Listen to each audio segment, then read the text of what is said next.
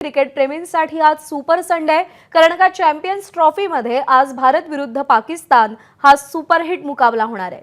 दुबईच्या इंटरनॅशनल स्टेडियममध्ये 2:30 वाजता या सामन्याला सुरुवात होणार आहे। दोन्ही टीमची 2025च्या चॅम्पियन्स ट्रॉफीमधली ही दुसरी मॅच आहे। भारताने पहिल्या मॅचमध्ये बांगलादेशचा पराभव केलाय, तर पाकिस्तानने पहिल्या सामन्यात न्यूझीलंडकडून पराभव पत्करलाय। दरम्यान या सामन्यामध्ये पाकिस्तानचा पराभव झाल्यास सेमीफायनलमध्ये जाणं त्यांचं अशक्य होईल। त्यामुळे पाकिस्तानला धूळ चारण्यासाठी आता भारतीय संघ सज्ज झाला असून क्रिकेट प्रेमींची उत्सुकता शिगेला पोहोचली आहे।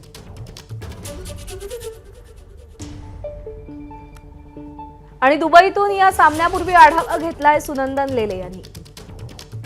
वातावरण पेटायला लागलेलं आहे। 2 तास सामना चालू व्हायला अजून आहेत, परंतु प्रेक्षक असू देत, चाहते असू देत किंवा बाबूसारखे खरे फॅन असू देत, सगळेजण स्टेडियमकडे धाव घ्यायला लागले। दुबई स्टेडियमचा परिसर प्रेक्षकांनी आणि क्रिकेट चाहत्यांनी फुलायला लागलेला आहे। 2-2.5 तासापासून अगोदरच चाहते मोठ्या संख्येने यायला लागलेले। 2 तास अगोदर इथल्या संयोजकांनी गेट ओपन करायला सुरुवात केलेली आहे, त्यामुळे लोक 2 तास अगोदर येऊन आपापली सीटवरती जाऊन भारतीय संघाला सामना नाही प्रॅक्टिस करताना सुद्धा बघायला आतुरलेले आहेत। चक्क काही ओळखीचे चेहरे प्रेक्षक म्हणून इथं दिसायला लागलेले आहेत। हे बघा, अहो काय सुदामे, काय करताय दुबईमध्ये? मॅच बघायला आलोय। क्या बात आहे, पुण्याहून एवढ्या लांब? नमस्कार नमस्कार।